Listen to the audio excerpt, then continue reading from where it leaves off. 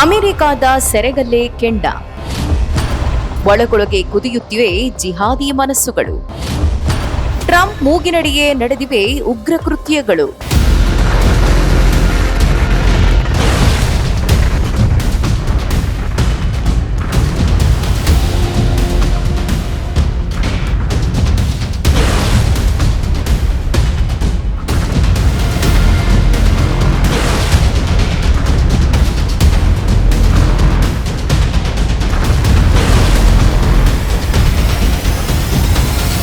America ಅಧ್ಯಕ್ಷ Donald Trump ಅಲ್ಲೆಲ್ಲೋ 7,000 kilometre ದೂರದ ಇರಾನ್ ಮೇಲೆ ಯುದ್ಧ ಸಾರಿದ್ದಾರೆ.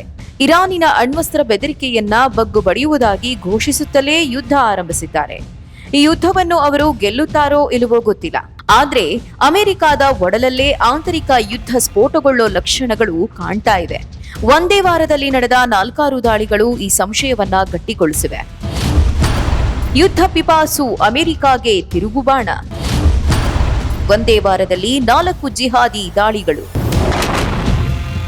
ಇರಾನ್ ವಿರುದ್ಧದ ಯುದ್ಧ ಆರಂಭವಾದ ಬೆನ್ನಲ್ಲೇ ಅಮೆರಿಕದಲ್ಲಿ ಒಂದೇ ವಾರದಲ್ಲಿ 4 ಕಡೆ ಆಘಾತಕಾರಿ ದಾಳಿಗಳು ನಡೆದಿವೆ. ಈ ಘಟನೆಗಳು ಕೇವಲ ಸಾಮಾನ್ಯ ಕ್ರಿಮಿನಲ್ ಘಟನೆಗಳಲ್ಲ. ಇಂತಹ ದಾಳಿ ಮಾಡಿದವರು ಅಮೆರಿಕದಲ್ಲೇ ನೆಲೆಸಿರೋ ವಲಸಿಗ ಮುಸ್ಲಿಮರು. ಈ ಘಟನೆಗಳಲ್ಲಿ ಅಮೆರಿಕದಲ್ಲೇ ಜನಿಸಿರೋ ಮುಸ್ಲಿಂ ಯುವಕರು ಕೂಡ ಪಾಲ್ಗೊಂಡಿರುವುದು ಟ್ರಂಪ್ ಆಡಳಿತಕ್ಕೆ ದಿಗ್ಭ್ರಮೆ ಮೂಡಿಸಿವೆ. ಅಮೆರಿಕ ವಿದೇಶಿ ನೆಲದಲ್ಲಿ ನಡೆಸಿರೋ ಮಿಲಿಟರಿ ಹಸ್ತಕ್ಷೇಪಗಳು ಹೇಗೆ ತನ್ನದೇ ದೇಶದ ಭದ್ರತೆಯನ್ನ ಅಸ್ಥಿರಗೊಳಿಸ್ತಾ ಇವೆ ಅನ್ನೋದಕ್ಕೆ ಈ ವಿದ್ಯಮಾನಗಳು ಸಾಕ್ಷಿಯಾಗಿವೆ. ಡೆಟ್ರಾಯಿಟ್ ಟೆಂಪಲ್ ಇಸ್ರೇಲ್ ದಾಳಿ. 12 ಮಾರ್ಚ್ 2026. 41 ವರ್ಷದ ಐಮನ್ ಮೊಹಮ್ಮದ್ ಗಜಾಲಿ ಈತ ಲೆಬನಾನ್ನಿಂದ ಅಮೆರಿಕಕ್ಕೆ ವಲಸೆ ಬಂದು 2016ರಲ್ಲಿ ಪೌರತ್ವ ಪಡೆದಿರುವ ಮುಸ್ಲಿಂ. ತನ್ನ ಟ್ರಕ್ ಅನ್ನ ಮಿಚಿಗನ್ನ ವೆಸ್ಟ್ ಬ್ಲೂಮ್ ಫೀಲ್ಡ್ ನಲ್ಲಿರುವ ಟೆಂಪಲ್ ಇಸ್ರೇಲ್ ಅನ್ನುವ ಪ್ರಾರ್ಥನಾ ಮಂದಿರದ ಒಳಗೆ ನುಗ್ಗಿಸಿಬಿಟ್ಟ. ನಂತರ ರೈಫಲ್ನಿಂದ ದಾಳಿ ಮಾಡಲು ಪ್ರಯತ್ನಿಸಿದ. ಆದ್ರೆ ಭದ್ರತಾ ಸಿಬ್ಬಂದಿಯೊಂದಿಗೆ ನಡೆದ ಗುಂಡಿನ ಚಕಮಕಿಯಲ್ಲಿ ಹತನಾದ. ಅದೃಷ್ಟವಶಾತ್ ಸಿನಗಾಗ್ನಲ್ಲಿದ್ದ 140ಕ್ಕೂ ಹೆಚ್ಚು ಮಕ್ಕಳು ಸುರಕ್ಷಿತವಾಗಿ ಪಾರಾದ್ರು. ಇತ್ತೀಚೆಗೆ ಲೆಬನಾನ್ ಮೇಲೆ ನಡೆದ ಇಸ್ರೇಲ್ ವೈಮಾನಿಕ ದಾಳಿಯಲ್ಲಿ ಐಮನ್ನ 2 ಸಹೋದರರು ಮತ್ತು ಅವರ ಮಕ್ಕಳು ಕೊಲ್ಲಲ್ಪಟ್ಟಿದ್ರು. ಇದು ಆತನನ್ನ ಈ ಕೃತ್ಯಕ್ಕೆ ಪ್ರಚೋದಿಸಿರಬಹುದು ಎಂದು ಶಂಕಿಸಲಾಗಿದೆ. ಓಲ್ಡ್ ಡೊಮಿನಿಯನ್ ವಿಶ್ವವಿದ್ಯಾಲಯದ ಶೂಟಿಂಗ್. 12 ಮಾರ್ಚ್ 2026. 36 ವರ್ಷದ ಮೊಹಮ್ಮದ್ ಬೈಲರ್ ಜಲ್ಲೋ ಈತ ಸಿಯೆರಾ ಲಿಯೋನ್ ಮೂಲದ ಅಮೆರಿಕನ್. ಹಿಂದೆ ಅಮೆರಿಕದ ಸೇನೆಯಲ್ಲೂ ಕೆಲಸ ಮಾಡಿದ.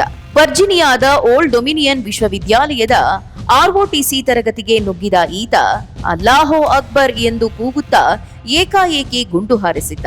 ಪರಿಣಾಮವಾಗಿ ಲೆಫ್ಟಿನೆಂಟ್ ಕರ್ನಲ್ ಬ್ರಾಂಡನ್ ಶಾ ಎಂಬುವವರು ಹತ್ಯೆಯಾದರು. ತರಗತಿಯಲ್ಲಿದ್ದ ಧೈರ್ಯಶಾಲಿ ವಿದ್ಯಾರ್ಥಿಗಳು ದಾಳಿಕೋರರನ್ನ ಹಿಡಿದು ನಿಗ್ರಹಿಸುವ ಮೂಲಕ ಮುಂದಾಗಬಹುದಾದ ದೊಡ್ಡ ಅನಾಹುತವನ್ನ ತಪ್ಪಿಸಿದ್ರು. ಜಲ್ಲೋ ಸ್ಥಳದಲ್ಲೇ ಮೃತಪಟ್ಟಿದ್ದ. ಜಲ್ಲೋ ಈ ಹಿಂದೆ 2016ರಲ್ಲಿ ಐಸಿಸ್ ಭಯೋತ್ಪಾದನಾ ಗುಂಪಿಗೆ ಬೆಂಬಲ ನೀಡಲು ಪ್ರಯತ್ನಿಸಿದ್ದ. ಅಂತಹ ಗಂಭೀರ ಆರೋಪದ ಮೇಲೆ 11 ವರ್ಷಗಳ ಜೈಲು ಶಿಕ್ಷೆ ಅನುಭವಿಸಿದ್ದ. ಆದ್ರೆ ಡ್ರಗ್ ಟ್ರೀಟ್ಮೆಂಟ್ ಕಾರ್ಯಕ್ರಮ ಪೂರ್ಣಗೊಳಿಸಿದ ಕಾರಣಕ್ಕಾಗಿ 2024ರ ಡಿಸೆಂಬರ್ನಲ್ಲಿ ಅವಧಿಗೂ ಮುನ್ನವೇ ಈತನನ್ನ ಬಿಡುಗಡೆ ಮಾಡಲಾಗಿತ್ತು. ಆದ್ರೆ ಅಷ್ಟು ವರ್ಷಗಳ ನಂತರವೂ ತನ್ನ ಜಿಹಾದಿ ಮನಸ್ಥಿತಿಯಿಂದ ಆತ ಹೊರಬಂದಿರಲಿಲ್ಲ ಅನ್ನೋದು ಅಮೆರಿಕದ ಅಧಿಕಾರಿಗಳನ್ನ ಕಂಗೆಡಿಸಿಬಿಟ್ಟಿದೆ. ಟೆಕ್ಸಾಸ್ನ ಆಸ್ಟಿನ್ ಬಾರ್ ಶೂಟಿಂಗ್. ಮಾರ್ಚ್ 1, 2026. 53 ವರ್ಷದ ಇಂಡಿಯಾಗ ಡಿಯಾಗ್ನೆ ಈತ ಸೆನೆಗಲ್ ಮೂಲದ ಅಮೆರಿಕನ್ ಪ್ರಜೆ. ಅಮೆರಿಕದಲ್ಲೇ ಹುಟ್ಟಿದ ಯುವ ಅಮೆರಿಕನ್. ಆಸ್ಟಿನ್ ನಗರದ ಜನನಿಬಿಡ ಬಾರ್ ಒಂದರ ಹೊರಗೆ ತನ್ನ SUV ವಾಹನದಿಂದ ಪಿಸ್ತೂಲ್ ಮತ್ತು ರೈಫಲ್ ಬಳಸಿ ಮನಬಂದಂತೆ ಗುಂಡಿನ ದಾಳಿ ನಡೆಸಿದ. ಈ ದಾಳಿಯಲ್ಲಿ 3 ಮೃತಪಟ್ಟರೆ 14 ಜನರು ಗಾಯಗೊಂಡ್ರು. ಪೊಲೀಸರು ನಡೆದ ಪ್ರತಿದಾಳಿಯಲ್ಲಿ ಡಿಯಾಗ್ನೆ ಹತನಾದ. ದಾಳಿಯ ಸಮಯದಲ್ಲಿ ಆತ ಪ್ರಾಪರ್ಟಿ ಆಫ್ ಅಲ್ಲಾ ಎಂದು ಬರೆದ ಸ್ವೆಟ್ ಶರ್ಟ್ ಹಾಕಿದ್ದ. ಅಲ್ಲದೆ ಇರಾನ್ ಧ್ವಜದ ವಿನ್ಯಾಸವಿರುವ ಶರ್ಟ್ ಕೂಡ ಧರಿಸಿದ್ದ. ಇದು ಭಯೋತ್ಪಾದನಾ ದಾಳಿ ಎಂಬ ಸಂಶಯ FBIಗೂ ಬಂದಿದೆ. ನ್ಯೂಯಾರ್ಕ್ ಮೇಯರ್ ಮಮ್ದಾನಿ ನಿವಾಸದ ಬಳಿ ಬಾಂಬ್ ಸಂಚು. ಮಾರ್ಚ್ 7, 2026. ನ್ಯೂಯಾರ್ಕ್ ಮೇಯರ್ ಜೋಹ್ರಾನ್ ಮಮ್ದಾನಿ ನಿವಾಸದ ಇರಾನ್ ಖಮೇನಿ ಹತ್ಯೆ ಖಂಡಿಸಿ ಪ್ರತಿಭಟನೆ ನಡೆದಿತ್ತು. ಆ ಸಂದರ್ಭದಲ್ಲಿ 2 ಯುವಕರು ತಾವೇ ಕೈಯಿಂದ ತಯಾರಿಸಿದ ಸ್ಫೋಟಕಗಳನ್ನ ಎಸೆದಿದ್ರು. ಅದೃಷ್ಟವಶಾತ್ ಸ್ಫೋಟಕಗಳು ಸರಿಯಾಗಿ ಕಾರ್ಯನಿರ್ವಹಿಸಿದ ಕಾರಣ ಪ್ರಾಣಾಪಾಯ ಸಂಭವಿಸಲಿಲ್ಲ. ನಂತರ ಪೊಲೀಸರು ಇವರ ವಾಹನದಲ್ಲಿ ಮತ್ತಷ್ಟು ಬಾಂಬ್ ತಯಾರಿಕಾ ವಸ್ತುಗಳನ್ನ ವಶಪಡಿಸಿಕೊಂಡ್ರು.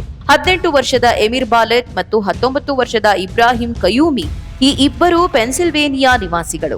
ಬಂಧನದ ಸಮಯದಲ್ಲಿ ಇಬ್ರಾಹಿಂ ಕಯೂಮಿ ತಾನು ಐಸಿಸ್ನಿಂದ ಪ್ರೇರಿತಗೊಂಡಿರುವುದಾಗಿ ಒಪ್ಪಿಕೊಂಡಿದ್ದಾನೆ. 2013ರ ಬೋಸ್ಟನ್ ಮ್ಯಾರಥಾನ್ ಬಾಂಬ್ ಸ್ಫೋಟಕ್ಕಿಂತ ದೊಡ್ಡ ಮಟ್ಟದ ದಾಳಿ ನಡೆಸಲು ಈ ಯುವಕರು ಯೋಜಿಸಿದ್ರು ಎಂದು ಪ್ರಾಥಮಿಕ ತನಿಖೆಯಿಂದ ಗೊತ್ತಾಗಿದೆ. ಸ್ಲೀಪರ್ ಸೆಲ್ ಮತ್ತು ಗುಪ್ತಚರ ವೈಫಲ್ಯ.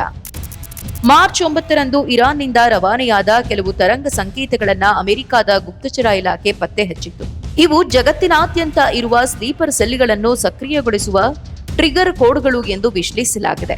ಯಾವುದೋ ದೇಶದಿಂದ ಬಂದು ಅಮೆರಿಕದ ಪೌರತ್ವ ಪಡೆದು ಅಮೆರಿಕದ ವಿರುದ್ಧವೇ ತಿರುಗಿ ಬೀಳುವ ಇಂತಹ ಮನಸ್ಥಿತಿಯನ್ನ ಅರ್ಥ ಮಾಡಿಕೊಳ್ಳುವಲ್ಲಿ ಅಲ್ಲಿನ ಗುಪ್ತಚರ ಇಲಾಖೆ ಸ್ಪಷ್ಟವಾಗಿ ಸೋತಿದೆ.